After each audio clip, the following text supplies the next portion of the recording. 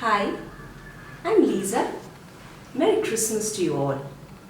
Christmas for us means Christmas tree, Santa Claus, Christmas decorations, all the celebrations, but nothing is complete without the Christmas plum cake. Now, when I started baking a few decades ago, I couldn't imagine that I could bake a plum cake. I thought it was for professionals alone and for bakeries alone to make. But somewhere down the line, I thought I would start off, and it worked. So now Christmas in my family is not complete without my plum cake. The regular cakes that I make don't really need a lot of planning, but plum cake can't be done that way. You need to plan ahead, at least way back in November. Start soaking the fruits so you're ready with the cake by Christmas time. So these are the fruits, the ingredients that I soak. Cherries, candied orange peels, candied ginger, black raisins, tutti frutti. You could also add dates and figs if you like. Cashew nuts, but these are not soaked in rum, they're soaked in almond essence. You don't really need to soak them along with these fruits way back in November. You can just start off a week ahead for the cashews. Then you can also keep aside orange marmalade, pineapple jam, vanilla essence,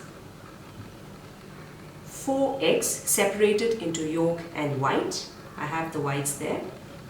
This is caramel syrup. As I get into the cake baking along with you, I will explain how the caramel syrup is made.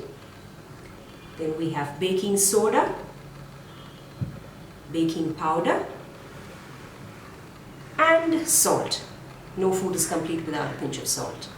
Of course, the most important, flour, maida, and softened butter. Baking for me is stress relief, I guess. I love baking. I bake with my heart. My family and friends enjoy my food. And Christmas is not complete without my plum cake. And I think my plum cake would appeal to beginners more than professionals because it's very laid back and whimsical. I don't really follow too many rules and regulations. So I think I'll stop the talk and get on with the baking. We start off with the egg whites.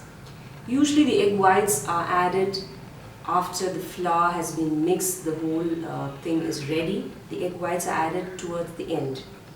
But I'm so lazy and I don't like washing the blades all over again. So I do the egg whites first. And I follow a trick that my mom taught me that her mother followed, my grandmother did. Egg whites remain stiff if you add a pinch of maida to it. Well, she lived in the age before cream of tartar. Cream of tartar can also be added to keep the egg white stiff, but grandmom lived in the age of maida. So maida, a pinch of maida to the whipped egg white will keep it stiff and peaked. Okay? And let me tell you a story about the egg white peak. You need to peak it so well that if you turn your bowl over, it will not fall off. That's how you peak the egg white. You need to really beat in, getting in a lot of air into the egg white so it's nice and peaked and it won't fall off if you keep your bowl over again. My brother used to do that when I was a kid. He would peak it and he would keep the bowl over my head and I would freak out. I thought he was going to put all the egg on me. I was a child and I didn't know what he was doing, but yeah, now you know what it is. So let's start off with beating the egg whites.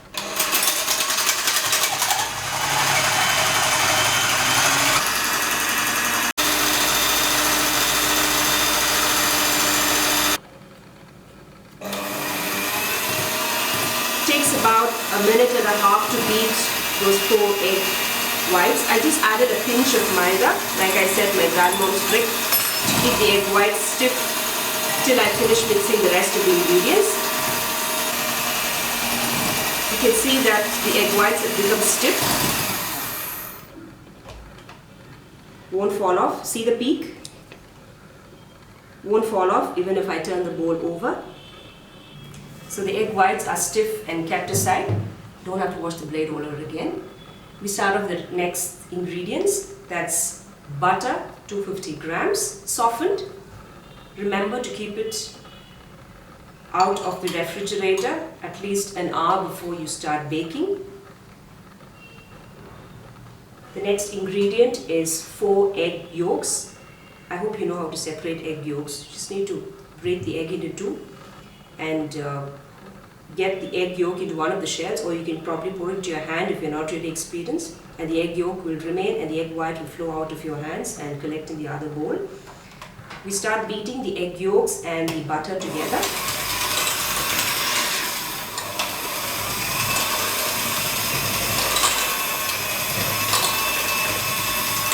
We beat it till it gets about nice and creamy texture. All this texture and all is a very professional term, but yeah, sounds nice for a shoot. Basically beat it till it's nice and feels like one uniform mix, not clumpy. That's what I meant by texture. It's important that the butter is softened, otherwise you get clumps of butter which won't really blend in with the yolk and the rest of the ingredients. So that's why it's very important to have your butter softened.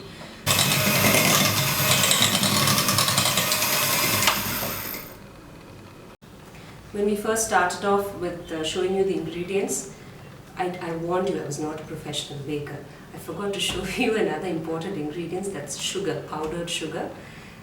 So while the shoot was going on, I realized I'd forgotten the sugar and I ran back to get the sugar powder.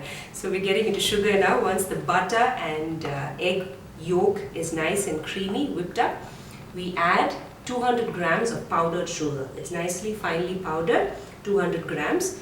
The original recipe which I got for this plum cake said 250 grams. Then I found that it was really sweet because with all these dry fruits and rum. I found it really sweet, so I reduced 50 grams, but I think the cake worked out quite fine. So now I use only 200 grams of sugar. Now this is again beaten into the yolk and butter mixture. Again you get a nice creamy texture. It's nice and creamy. Feel like licking a bit off and putting it in your mouth. If my kids were around, they would surely do that.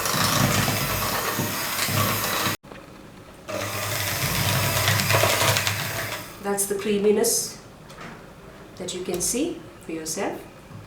Now we add about a teaspoon of vanilla essence. It's just regular vanilla essence that you get in your supermarket or any store. Beat it again into this mixture. That will do. Now we take about half a quarter cup, that's 1/8 a cup of orange marmalade. Orange marmalade is not a jam that usually children prefer because it has a bitter tinge to it. But this is what we add to the mix. 1/8 a cup of orange marmalade, a quarter cup of pineapple jam, regular pineapple jam. Again, beat the mixture.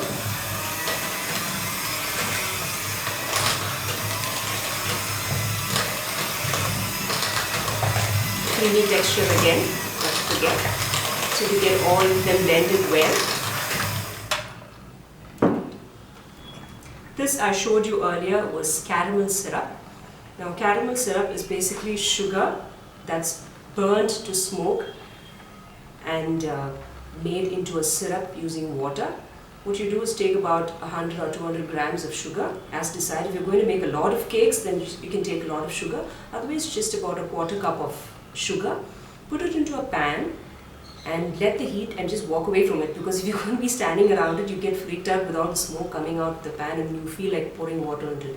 Wait till it smokes and turns black, completely black, begins to smoke. Make sure you have your smoke alarm switched off at home. Then you add water and bring it to boil. With that creamy, sticky, sugary candy texture goes away and becomes a liquid like this, you switch it off. Once it cools, keep it ready for your cake along with your raisins and fruits that you've kept ready. Keep this also ready. And now you can add 2 tablespoons of this syrup to your butter batter. Beat again.